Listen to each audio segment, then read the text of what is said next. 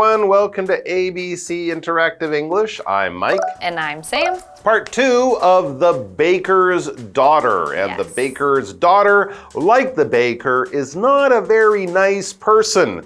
The baker, the father, cheats his customers, and we just saw the daughter be mean to an old lady. But we shouldn't judge bakers based on this story. Most bakers, I'm sure, are very nice. And also, people like to bake not just as a job in a business, but also as a hobby.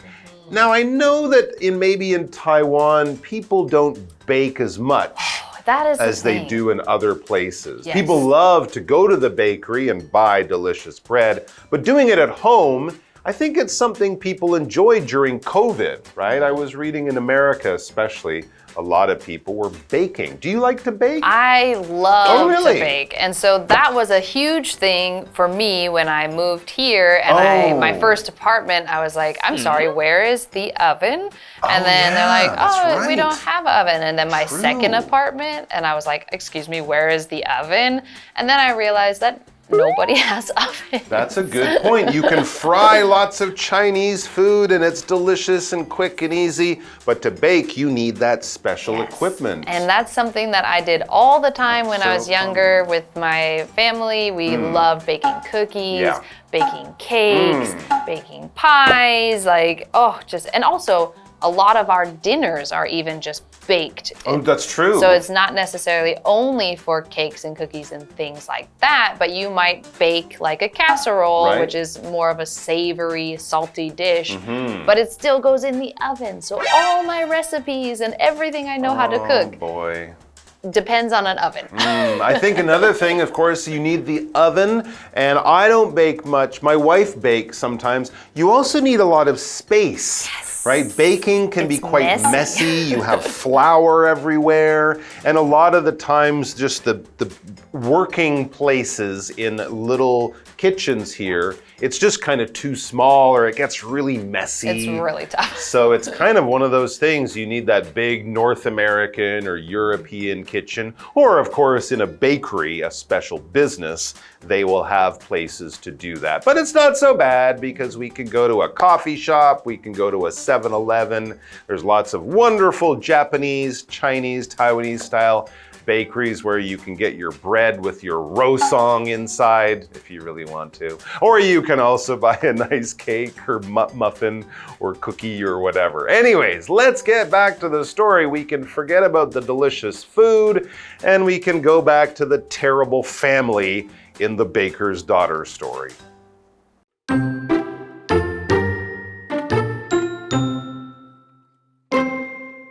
The old woman didn't have a place to bake the dough, so she asked the baker's daughter to help her. The girl said okay, and she put the dough in the oven. It would become a small loaf. When the bread was ready, the girl found a large loaf instead. She couldn't believe it. Then she lied to the old woman.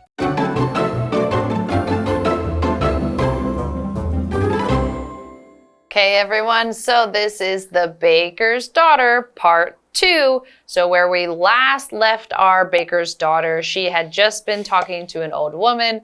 The old woman was asking for food again and again and again, and she didn't want to give her anything, but in the very end, she gave the old woman some dough, which again is unbaked bread. So just the raw ingredients. There you go. Yeah, it's not very healthy to eat. It's certainly not delicious. It probably wouldn't give her, all the healthy stuff from the baked bread. It's kind of an insult. It's kind of a mean, cruel, unkind thing to do to this old woman. And of course, it puts the old woman into a very difficult position. She has a problem now. The old woman didn't have a place to bake the dough.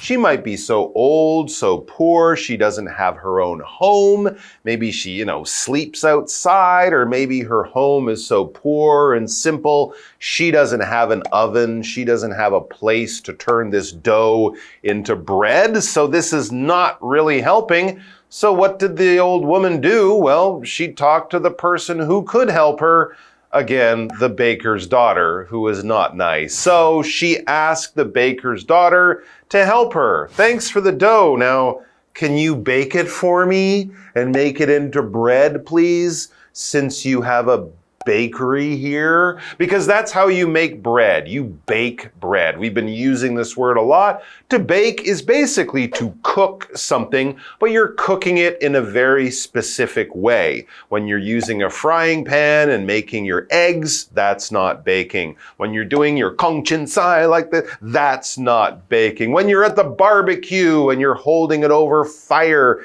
that's not baking either. But if you get an oven, sort of a big box that has a lot of heat inside, you put something in there and let it stay there probably for a while. It's much slower than using fire to cook your eggs or something. But you put it in that box, you control the temperature very well, leave it in there for 10, 20 minutes, sometimes much longer. Then the food will come out nice and evenly cooked all around.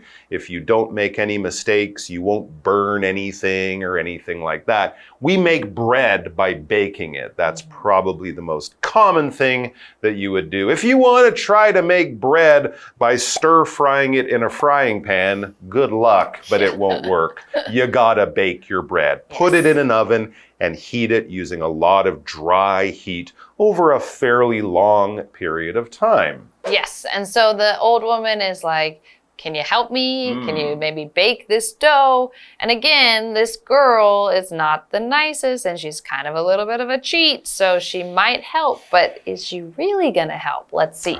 So it says, the girl said, okay, meaning, okay, I'll help you. And she put the dough in the oven.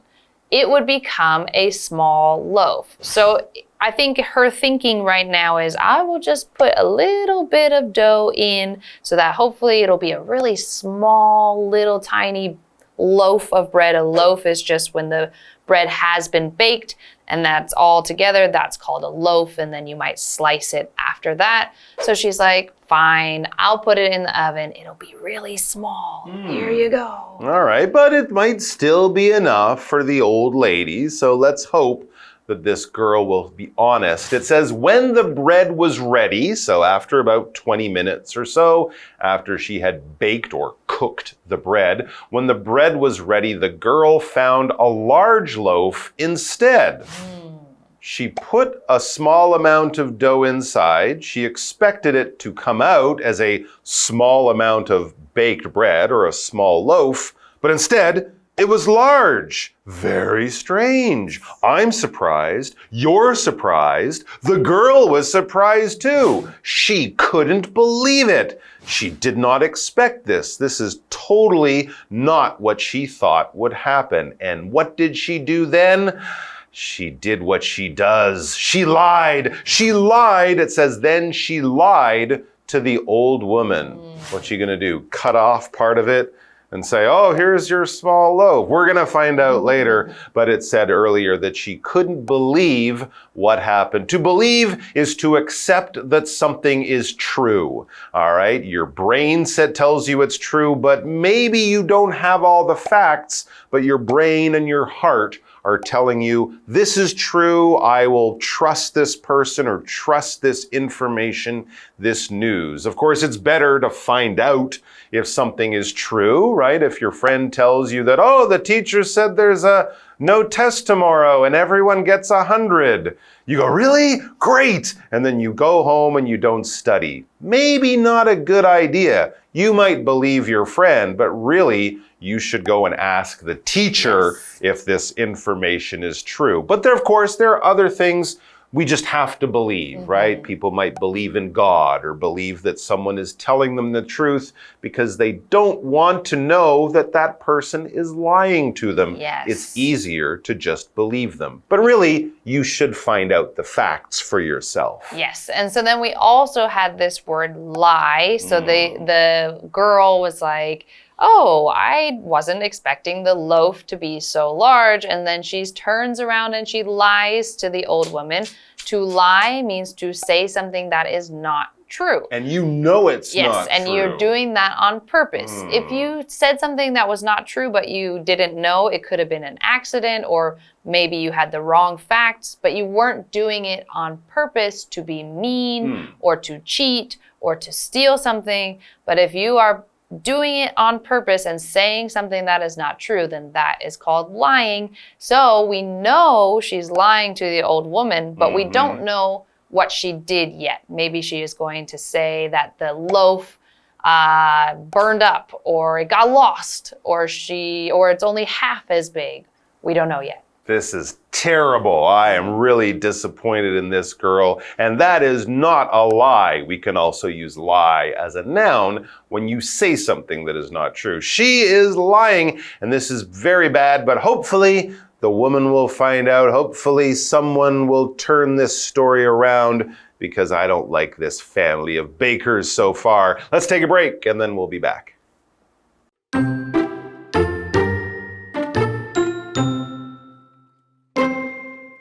She said, "The dough fell into the fire and burned." The old woman had no problem with that. She just asked the girl to bake another piece of dough.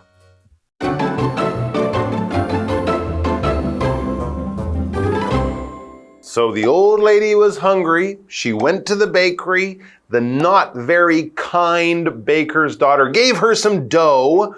And when the lady said, "Can you make this dough into bread?" what the baker's daughter did was took a little piece of that dough, and she said, "I'll bake this," and tell her that's all of it, but it will really be a small amount of bread. But to her surprise, when she finished baking this small amount of dough, it had become a big loaf of bread.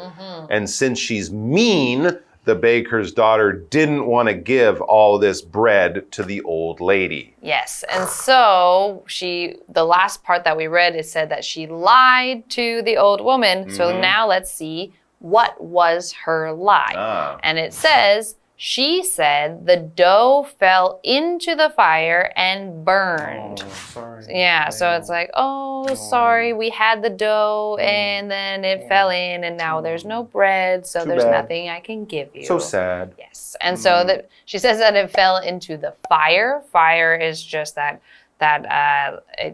well, it's hard to describe fire without using fire, but you might see it when you are cooking on the stove and you use the gas and then it lights up, then that orange and yellow and at the very bottom, the blue part is super hot. That's called the fire.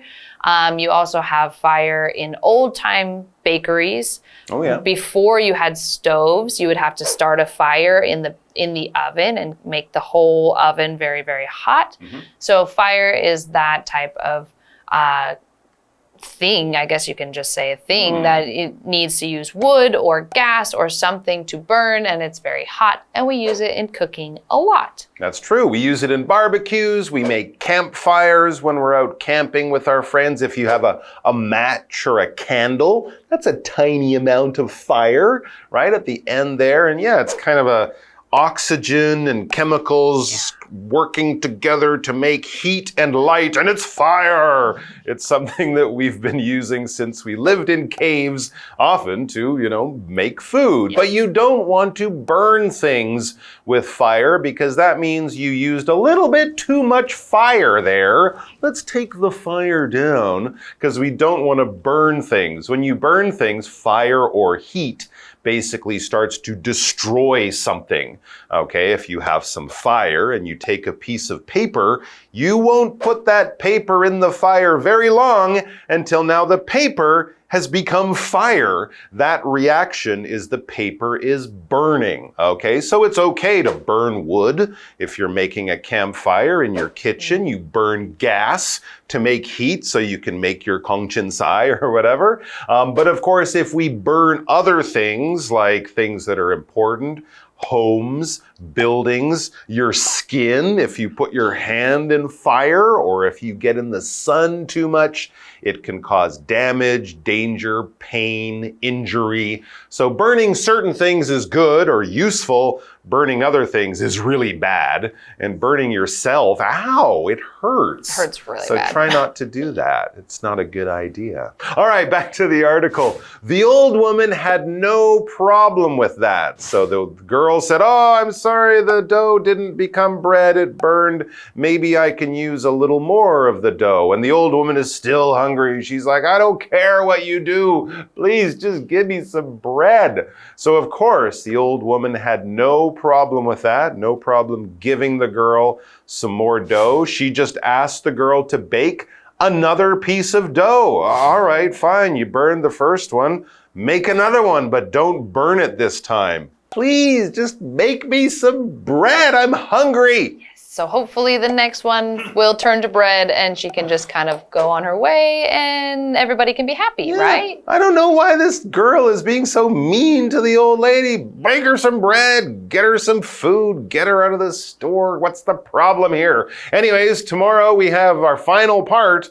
Who knows what happened? Maybe the bakery burns down. That might be a good end. No, I hope that doesn't happen. But we do hope the old lady gets some bread, and we also hope that the baker's daughter gets a new heart. Yes, hopefully she learns a lesson. Yeah, a heart full of love and kindness, because she seems to not have that now. All right, guys, come back and join us tomorrow. And until then, enjoy yourselves. Don't burn your toast, and we'll see you back here soon.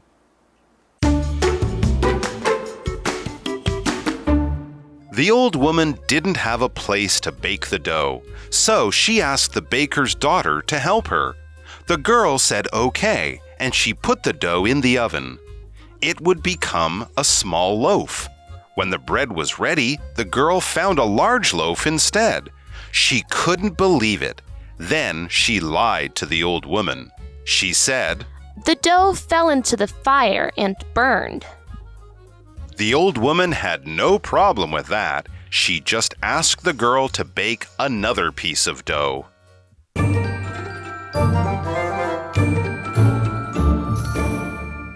Hello, I'm Tina. 我们来看这一课的重点单字。